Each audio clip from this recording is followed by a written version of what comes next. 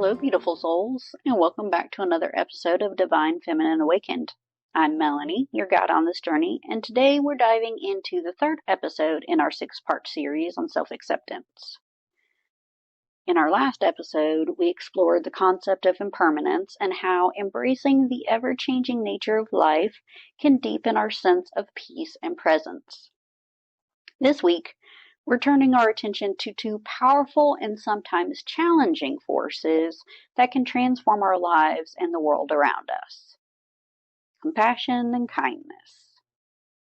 These qualities not only transform our relationships with others, but also nurture a deep sense of peace within ourselves. Now, compassion and kindness might seem like simple concepts, but when we truly embody them, they have a power to change our lives in profound ways. Today, we'll explore what it means to cultivate a compassionate heart towards others and ourselves, and we'll share some stories and practices to help you bring more of these qualities into your daily life. So take a deep breath, get comfortable, and let's begin our journey together.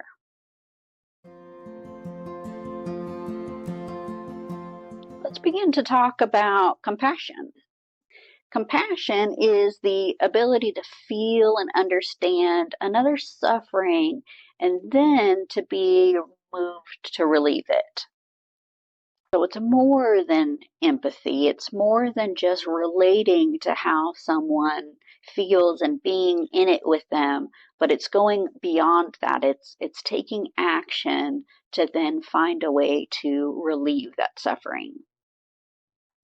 But compassion isn't just for others, it's also for us. Often we're hardest on ourselves, criticizing and judging our actions and thoughts. But imagine if we could approach ourselves with the same kindness and the same understanding that we offer to our close friends. When we think about compassion, we often picture extending it outwards, like to those who are struggling, to those we love, and even to strangers on the internet.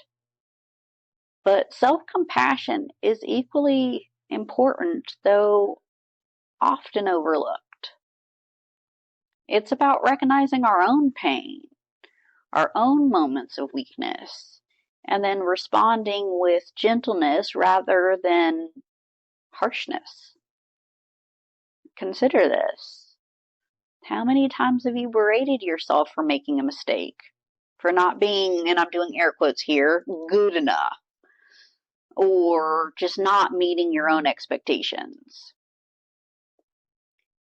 I know for me, I set impossible expectations for myself. But anyway, what if instead of criticizing yourself, you paused, you took a deep breath and said, "It's okay, I'm doing the best I can." This simple shift can be transformative. Self-compassion doesn't mean ignoring our flaws or avoiding responsibility. It means acknowledgement that we're human, that imperfection is a part of our shared experience, and that growth often comes from embracing our vulnerabilities. When we allow ourselves the space to be imperfect, we open the door to learning, healing, and ultimately to becoming more compassionate towards others as well. So the next time that you find yourself caught in that cycle of self-criticism, really try to imagine what you would say to a dear friend in the same situation. Would you offer them words of encouragement, understanding, and support? Then offer the same words to yourself. This practice of self-compassion can create a foundation of inner strength, resilience, and peace, allowing you to navigate life's challenges with greater ease. Cultivating compassion for both ourselves and for others is not just an act of kindness. It's really an act of courage. It requires us to confront our own pain and the pain of others without turning away. It asks us to hold space for suffering, whether it's our own or someone else's, and then to respond with love, patience, and understanding. And as we cultivate this compassionate heart, then we find that it's not only soothes our own wounds, but it also empowers us to contribute more positively to the world around us. In a world that often demands perfection, let us instead choose compassion. For it is through compassion that we truly connect, heal, and grow. There's a story I ran across the other day, and I remember it from when I was a kid. I can't remember from where, but I remember hearing it as a kid. And it illustrates compassion and kindness perfectly. In this story, there's a kind-hearted lion who, despite being a predator, has a deep sense of compassion for the other animals in the forest. He ruled his kingdom with fairness, and he never hunted more than he needed to survive. One day, a mouse approached the lion, trembling with fear. The mouse begged the lion not to eat him, promising that he would repay the lion's kindness someday. The lion, moved by the mouse's plea, let the little creature go. The other animals were puzzled by the lion's decision, questioning how a small mouse could ever help a powerful lion. But the lion simply smiled and said, "Compassion is never wasted, no matter how small the act." As fate would have it, the lion was later caught in a hunter's net. Struggling to free himself, he roared in frustration, but his strength was of no use against the trap. Hearing the lion's roar, the mouse hurried to the scene and began to gnaw through the ropes with his tiny teeth. Before long, the lion was free, thanks to the small act of kindness he had shown the little mouse.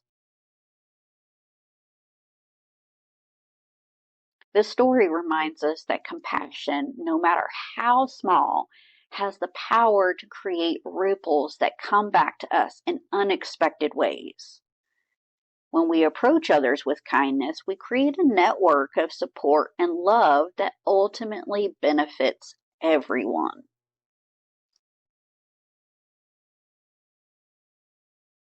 Now, kindness is the expression of compassion in action. It's about small, everyday gestures that show others that we care. Sometimes I think we think the acts of kindness have to be grand or extraordinary, but often it's the little things that make the biggest difference. There's another simple yet profound story from the life of Mahatma Gandhi that illustrates this point. So Gandhi was known for his commitment to nonviolence and his deep compassion for all beings. One day, while boarding a train, one of his sandals slipped off and fell on the tracks. Now, instead of trying to retrieve it, Gandhi calmly took off his other sandal and threw it next to the first one. When asked why he did this, Gandhi just smiled and he said, "Now the person who finds the sandal will have a pair." This small act of kindness demonstrated Gandhi's thoughtful consideration for others, even in the smallest moments. It's a reminder that kindness doesn't have to be complicated. It can be as simple as thinking about what might bring comfort or joy to someone else. And while we often focus on showing compassion and kindness to others, it's equally important to turn these qualities inward. Self-compassion is about treating yourself with the same understanding and gentleness that you would offer to someone you care about. In the Bhagavad Gita, Lord Krishna speaks to Arjuna about the importance of seeing oneself with compassion and without harsh judgment. Krishna advises Arjuna to rise above his doubts and fears, reminding him that self-acceptance is the key to fulfilling one's purpose. This teaching is a powerful reminder that our inner dialogue shapes our ability to move forward on not only our spiritual, but our personal journeys. A modern interpretation of this teaching could be the practice of mindfulness and self-compassion. When we make a mistake or face a challenge, instead of berating ourselves, we can pause, take that deep breath, and offer ourselves kindness. It's about acknowledging that we're human, that we're doing our best, and that it's okay not to be perfect. Think about those moments you've been hard on yourself. Perhaps a misstep at work, a difficult conversation, or even just on a day where everything seems to be going wrong. How different would it feel if instead of criticizing yourself, you offered a gentle reminder that you're worthy of love and understanding, even in your most challenging moments? One practice that I love, and I'll even do it right now, is placing your hand over your heart and just silently saying to yourself, may I be kind to myself. May I show love to myself. This simple gesture can be profound, and it can have such a profound impact, especially during those times of stress and self-doubt. It's a way of reconnecting to our true selves, of softening that harsh inner voice that can sometimes dominate our thoughts. Another technique is to write a letter to yourself as if you're writing to a dear friend. In this letter, acknowledge the struggles you're facing, but also offer words of encouragement, understanding, and support. You might be surprised at how much comfort and clarity this exercise can bring. Remember, self-compassion isn't about excusing our mistakes or avoiding growth. It's about creating a nurturing environment where we can learn and evolve without the weight of unnecessary guilt or shame. By cultivating this compassionate relationship with ourselves, we lay the groundwork for deeper connections with others and a more fulfilling, purposeful life. So the next time you catch yourself in a spiral of self-criticism, try to shift your perspective. Imagine how you could support a friend in the same situation and then offer yourself the same grace. After all, you deserve the same kindness and understanding that you freely give to others.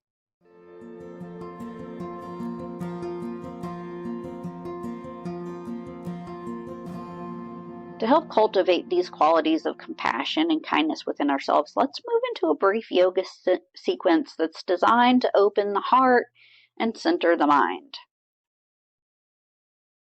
So when you're ready, begin in a comfortable seated position. Take a few deep breaths, allowing yourself to settle into the present moment.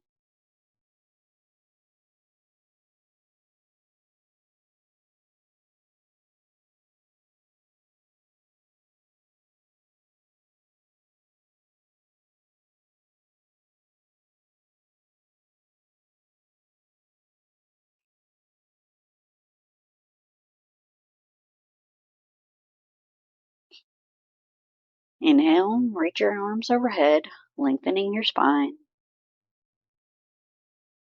And as you exhale, bring your hands to your heart in Anjali Mudra or prayer position.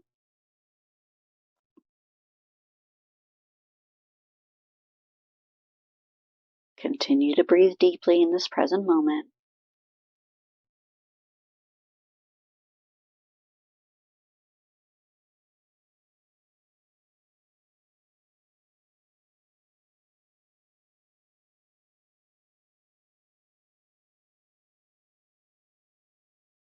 Now coming onto your hands and knees in an all-fours position for cat-cow. Inhale as you arch your back and look up to the sky for cow pose. And as you exhale, tuck your chin around your spine, pulling that belly button into the spine, kind of like a cat.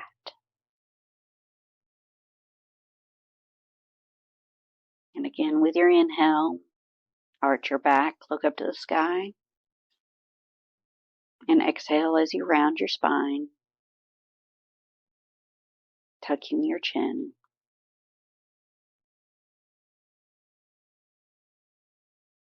And continue this movement for a few breaths, moving gently with the rhythm of your breath.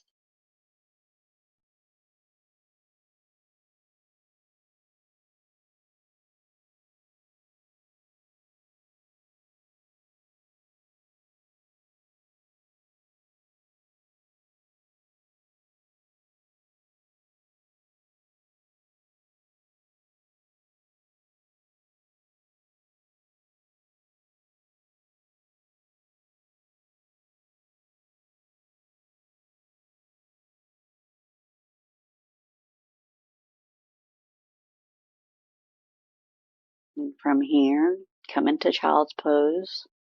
So bring your big toes together, knees falling apart. Begin to fall forward as you reach your arms out in front of you and rest your forehead on the mat. Allow your heart to soften and release. Taking deep breaths into the lower back. Just resting here, breathing deeply.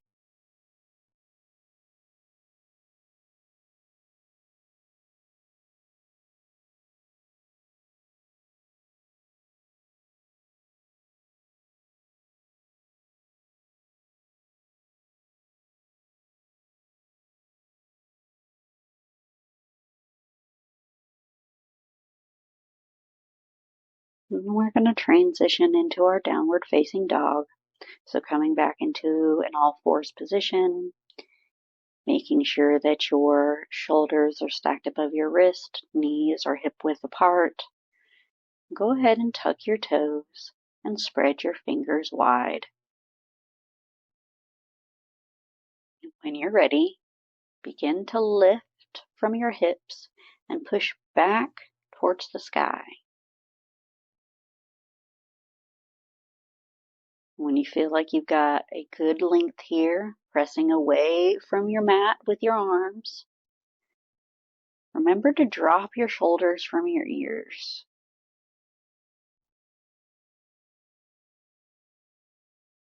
And if your hamstrings are tight, you can keep your knees slightly bent here, if that's more comfortable for you. You can even walk it out one leg at a time, so extending one knee at a time, pressing the heels of your feet into your mat as much as comfortably possible without forcing anything. Now let's find stillness in this pose and hold here for a few more breaths, just feeling that stretch through your entire body.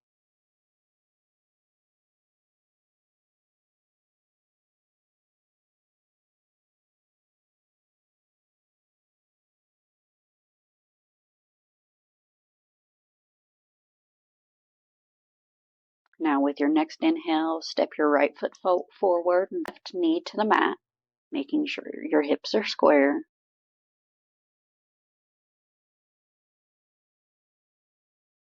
With your next inhale, lift your arms overhead for low lunge. And exhale, bring your hands back to your heart.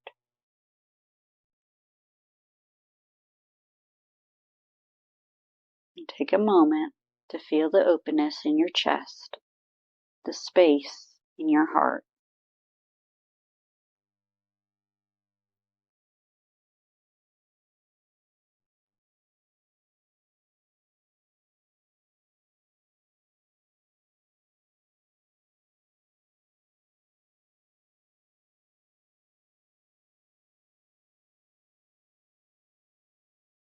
Now repeating on the other side with your left foot forward, right knee dropping to your mat.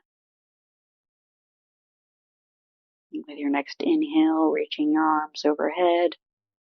And with that exhale, bringing your arms back to heart center. Again, taking a moment to feel the openness in your chest and the space in your heart.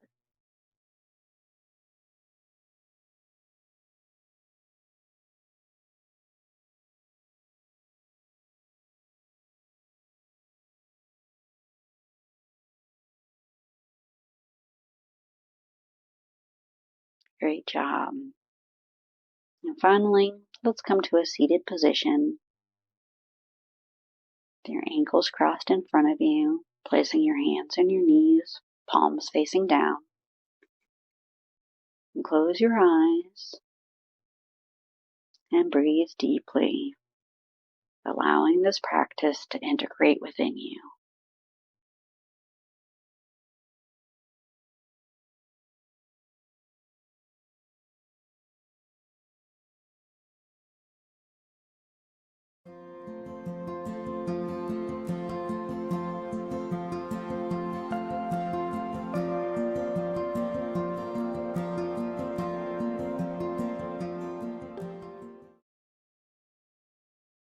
To close our session today, let's move into our guided meditation to cultivate compassion. So stay in that comfortable seated position with your spine tall and your hands resting gently in your lap. If your eyes aren't closed, go ahead and close your eyes and take a deep breath in. And as you exhale, allow yourself to relax fully in this moment.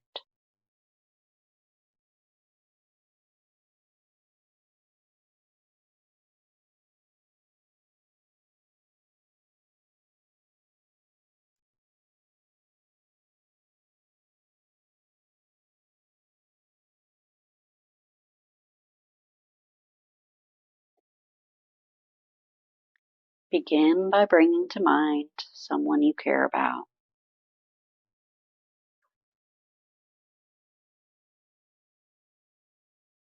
Visualize them clearly.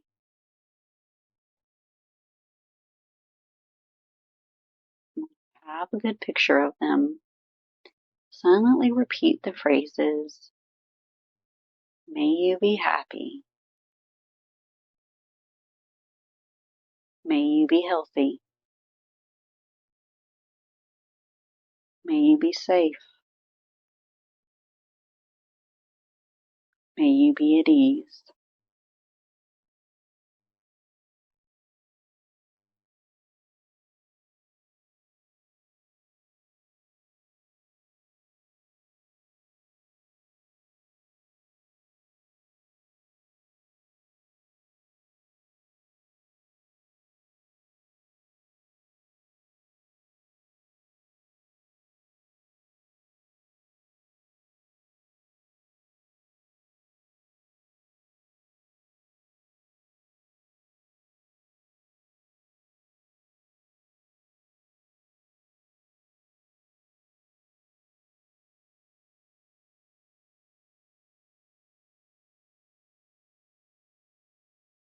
Now, bring to mind someone you find challenging.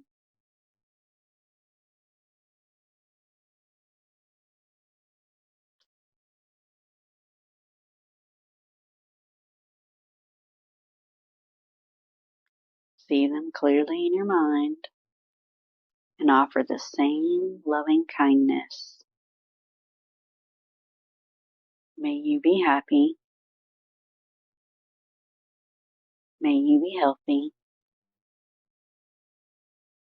May you be safe.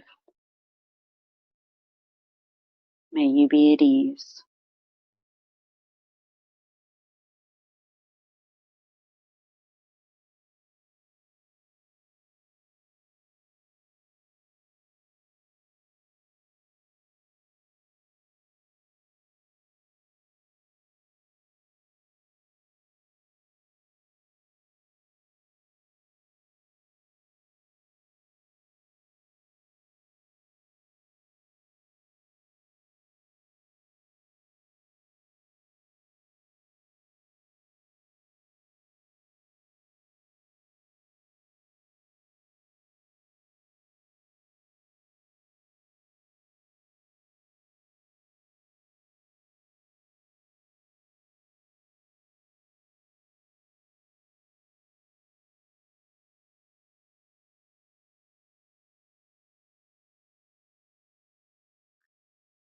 Finally, turn this loving kindness inward. Visualize yourself and silently repeat, may I be happy. May I be healthy. May I be safe. May I be at ease.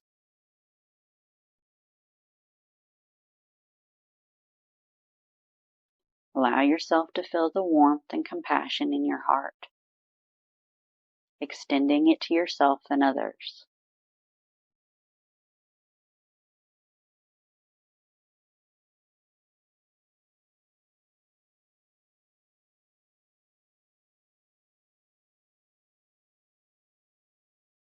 And when you're ready, gently open your eyes, carrying this sense of compassion with you into the rest of your day.